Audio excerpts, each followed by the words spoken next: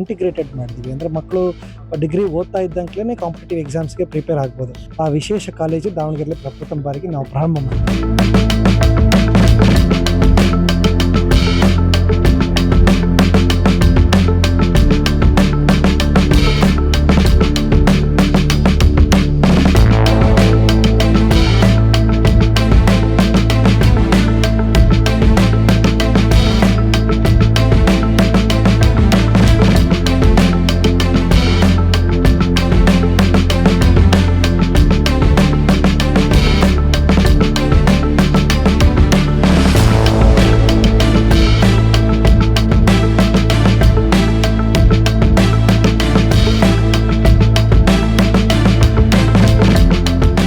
ನಮ್ಮ ಕೆಲಸ ನಾವು ಮಾಡ್ತಾ ಇದ್ದೀವಿ ಅಷ್ಟೇ. ಕಳೆದ 18 ವರ್ಷಗಳಿಂದ ವಿವಿಧ ಸ್ಪರ್ಧಾತ್ಮಕ ಪರೀಕ್ಷೆಗಳಿಗೆ ತರಬೇತಿ ಕೊಡ್ತಾ ಇದ್ದೀವಿ. ಆಧುನಿಕ ಕಾಲಕ್ಕೆ ತಕ್ಕಂತೆ ಏನು ಬೇಕು ಮಕ್ಕಳಿಗೆ ಆ ಫೆಸಿಲಿಟಿಗಳನ್ನ ಕೊಡುವಂಥ ಕೆಲಸ ನಮ್ಮ ಸಂಸ್ಥೆ ಮಾಡ್ತಾ ಇದೆ. ಮುಂದೆನೂ ಮುಂದುವರ್ಕೊಂಡು ಹೋಗುತ್ತೆ. ಇವತ್ತಿಗೇನು ಡಿಜಿಟಲ್ ಲೈಬ್ರರಿ, ಬುಕ್ ಹೌಸ್ ಅವೆಲ್ಲ ಇದೆ, ಅದು ಕಂಟಿನ್ಯೂಷನ್ ಆಗ್ತಾ ಹೋಗುತ್ತೆ. ಇದು ಎಷ್ಟೇ ಬ್ರಾಂಚ್ ಇದೆ ಸರ್? ನಮ್ಮದು ಬ್ರ್ಯಾಂಚ್ 3 ಇತ್ತು. ಒಂದು ಧಾರವಾಡದಲ್ಲಿ ಒಂದಿತ್ತು, ಗುಲ್ಬರ್ಗದಲ್ಲಿ ಒಂದಿತ್ತು, ದಾವಣಗೆರೆನ ಮೇನ್ ಬ್ರ್ಯಾಂಚು. ಈಗ ಏನಾಗಿದೆ ಅಂದರೆ ಧಾರವಾಡ ಮತ್ತು ಗುಲ್ಬರ್ಗ ಲಾಕ್ಡೌನ್ ನಂತರ ನಾವು ಕ್ಲೋಸ್ ಮಾಡಿದ್ವಿ. ಈ ಮೇನ್ ಬ್ರಾಂಚಲ್ಲಿ ಮಾಡ್ತಿದ್ವಿ. ಮತ್ತು ಹೊಳಲ್ಕೆರೆ ಮಲ್ನಾಡಿನಲ್ಲಿ ರೆಸಿಡೆನ್ಷಿಯಲ್ ಟ್ರೈನಿಂಗ್ ನಾವು ಕೊಡ್ತಾ ಇದ್ವಿ. ಹೊಳಲ್ಕೆರೆಯಲ್ಲೂ ರೆಸಿಡೆನ್ಷಿಯಲ್ ಟ್ರೈನಿಂಗ್ ನಡೆಯುತ್ತೆ. ಇಲ್ಲಿ ಆಫ್ಲೈನ್ ಟ್ರೈನಿಂಗ್ ಮತ್ತು ಡಿಜಿಟಲ್ ಲೈಬ್ರರಿ ಕೋಚಿಂಗ್ಸ್ ಎಲ್ಲ ಲಭ್ಯ ಇದೆ. ಏನೆಲ್ಲ ಒಂದು ಸ್ಪೆಷಾಲಿಟಿ ಟ್ರೈನಿಂಗ್ಗಳು ಇದೆ ಸರ್? ಕಾಂಪಿಟೇಟಿವ್ ಎಕ್ಸಾಮ್ಸ್ಗೆ ಬರೋವಂಥವ್ರಿಗೆ ನಾವು ಫೌಂಡೇಶನಿಂದ ಸ್ಟಾರ್ಟ್ ಮಾಡ್ತೀವಿ. ಬೇಸಿಕ್ಸಿಂದ ಮಕ್ಕಳಿಗೆ ಟ್ರೈ ಮಾಡ್ತೀವಿ. ಮತ್ತು ಇನ್ನೊಂದು ವಿಶೇಷ ಏನಂದರೆ ನಮ್ಮದು ಇಂಟಿಗ್ರೇಟೆಡ್ ಮಾಡಿದ್ವಿ. ಅಂದರೆ ಮಕ್ಕಳು ಡಿಗ್ರಿ ಓದ್ತಾ ಇದ್ದಂಕ್ಲೇ ಕಾಂಪಿಟೇಟಿವ್ ಎಕ್ಸಾಮ್ಸ್ಗೆ ಪ್ರಿಪೇರ್ ಆಗ್ಬೋದು. ಆ ನಿಟ್ಟಿನಲ್ಲಿ ನಮ್ಮ ಪ್ರಯತ್ನ ನಡೀತಿದೆ. ಒಂದು ಹೊಸ ಮತ್ತು ವಿಶೇಷವಾಗಿರ್ತಕ್ಕಂಥ ಪ್ರಯತ್ನ, ವಿಶೇಷವಾದ ಕಾಲೇಜು. ಆ ವಿಶೇಷ ಕಾಲೇಜು ದಾವಣಗೆರೆಯಲ್ಲಿ ಪ್ರಪ್ರಥಮ ಬಾರಿಗೆ ನಾವು ಪ್ರಾರಂಭ ಮಾಡಿದ್ವಿ.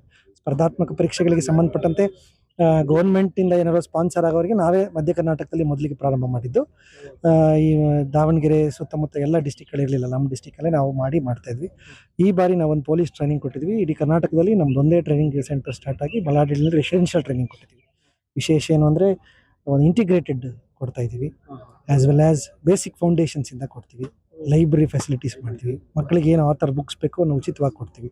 This is our strength. Printed ಎಲ್ಲ ನಿಮ್ಮ ಕಡೆಯಿಂದನೇ ಆಗುತ್ತೆ? ಏನು ಆಥರ್ಸ್ ಬುಕ್ಸೇ ಕೊಟ್ಬಿಡ್ತೀವಿ. ಮಕ್ಕಳು ಏನಿದೆಯೋ ಅದೆಲ್ಲ ಕೊಟ್ಟುಬಿಡ್ತೀವಿ. ಹಾಗಾಗಿ it will be helpful to the children. ಮುಂದೆ ಎಲ್ಲೆಲ್ಲಿ ಮಾಡಬೇಕು ಅಂತ ಡ್ರೀಮ್ ಇದೆ?